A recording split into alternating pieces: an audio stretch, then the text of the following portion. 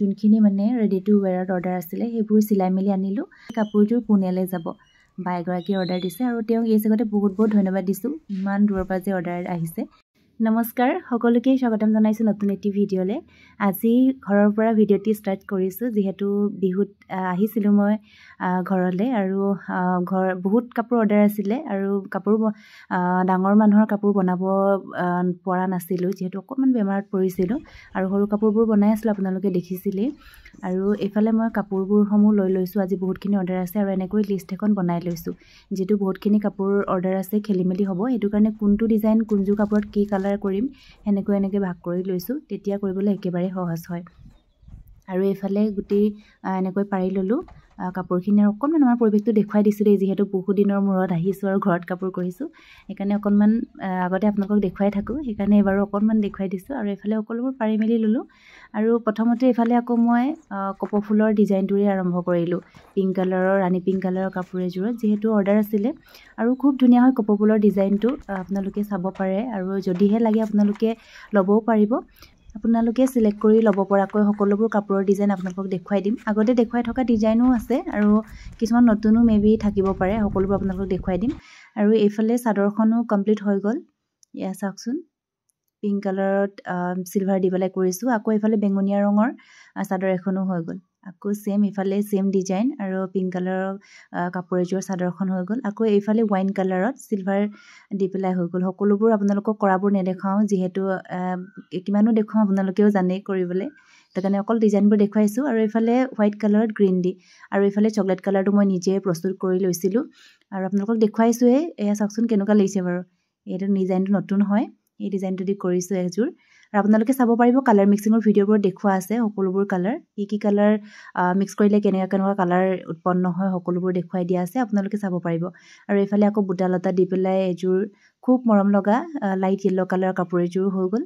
এইফালে আকৌ সৰু ছোৱালীৰ কাপোৰ এযোৰো বনাইছোঁ মুগা ৰঙত, এনেকৈ ৰেড আৰু ব্লেক জাপি দি পেলাই, যিহেতু মোৰ পুনেৰ পৰা অৰ্ডাৰ এটা আহিছিলে চাদৰ মেখেলা এযোৰ লাগে বুলি, সেইকাৰণে বনাইছিলোঁ। আৰু এইফালে আকৌ কালাৰ মিক্সিং কৰি পেলাই মাল্টি কালাৰত কপৌ ফুল পাই এনেকৈ ভাইলেট কালাৰ আৰু এইফালে গ্ৰীণ কালাৰ দি পেলাই মুগা কাপোৰ এযোৰত বনাইছোঁ। চাওকচোন কেনেকুৱা লাগিছে। আগতে আপোনালোকক দেখুৱাইছোঁ বগা কাপোৰ এযোৰ বনাইছিলোঁ, কিন্তু এনেকৈ মুগাত বনোৱা নাছিলোঁ, আৰু এতিয়া বনাইছোঁ। এয়া চাওক, ভাল লাগিলে আপোনালোকেও ল'ব পাৰিব। আৰু এই সকলোবোৰ কাপোৰ এনেকৈয়ে মেলি ৰাখিছোঁ। কিছুমান কাপোৰ সুমুৱালোঁ, যিহেতু মেলিবলৈ বৰ বেছি জেগা লাগে, বহুত জেগা লাগে, সেইটো কাৰণে কিছুমান কাপোৰ এনেকৈ নুশুকোৱাখিনি মেলি থৈছোঁ আৰু শুকোৱাবোৰ জাপি পেলাই চব ভৰাই দিলোঁ। তথাপিতো আপোনালোকক সকলোবোৰ দেখুৱাই দিম বাৰু জাপি হোৱাৰ পাছতে। আৰু এইফালে সৰু ছোৱালীৰ কাপোৰ এযোৰ, এয়া এনেকৈ মেলি থৈছোঁ। আৰু সকলোবোৰ জাপি মেলি ৰেডি হোৱাৰ পাছত এনেকৈ আপোনালোকক দেখুৱাই দিছোঁ। প্ৰায়খিনি ডিজাইন ছেম হৈ গৈছে, যিহেতু 2-3 গৰাকী মানুহৰ অৰ্ডাৰ আছে, সেইকাৰণে। আৰু ইফালে সৰু কাপোৰো যিহেতু অৰ্ডাৰ আছিলে, ৰেডি টু ৱেৰ কৰিব লাগিব, এইবোৰ চিলাবলৈ দিব লাগিব। আৰু এই কাপোৰযোৰো চিলাব দিব লাগিব, মাল্টি কালাৰৰ ৱৰ্ক কৰা কাপোৰযোৰ, সকলোবোৰ চিলাবলৈ দিম, তাৰপিছত আকৌ আপোনালোকক দেখুৱাম। আৰু এই চাওকচোন ডিজাইনবোৰ কেনেকুৱা লাগিছে, আপোনালোকে কমেণ্ট বক্সত জনাবলৈ একেবাৰে নাপাহৰিব। বৰ বেছি কাপোৰ নাই, ইয়াত 18যোৰমান কাপোৰ আছে আৰু এই সকলোবোৰ মানুহৰ অৰ্ডাৰেই আছিলে, আৰু ইয়াত এযোৰো এক্সট্ৰাকৈ কৰি থোৱা নাই, অকল অৰ্ডাৰ আহিলে কৰোঁ মই যিহেতু। আৰু এইফালে এনেকৈ ভাগ কৰি ল'লোঁ, এগৰাকীৰ 10যোৰ, এগৰাকীৰ 5যোৰ, এগৰাকীৰ 2যোৰ, এনেকৈ কৰি পেলাই আছিলে কাপোৰখিনি। আৰু লগতে সকলোবোৰ এনেকৈ ভাগ কৰাৰ পাছত আপোনালোকক দেখুৱাই দিছোঁ।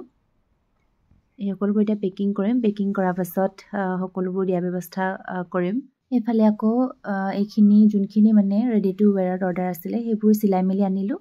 আৰু দেখিছেনে, হাতখন একদম ভূত দি পেলাই আহিছোঁ দেই, একেবাৰে চিন্দুৰ লাগি আছে হাতত। আৰু এইফালে দেখিছেনে, কাপোৰটোৰ লগত মিলাকৈ এনেকৈ দহি কৰি দিছোঁ, কেনেকুৱা লাগিছে জনাব। আৰু ভিতৰত এইফালে মেখেলাখনো চিলাই থোৱা আছে। আৰু এই কাপোৰযোৰ পুনেলৈ যাব বা এগৰাকী অৰ্ডাৰ দিছে, আৰু তেওঁক এই জেগাতে বহুত বহুত ধন্যবাদ দিছোঁ, ইমান দূৰৰ পৰা যে অৰ্ডাৰ আহিছে। আগতে বাৰু মই আউট অফ ইণ্ডিয়া দিছোঁ, কিন্তু এইবাৰ আকৌ দিম, সেইটো কাৰণে ভাল লাগিছে। আৰু এনেকৈ অৰ্ডাৰবোৰ আহি থাকিলে ভাল লাগে।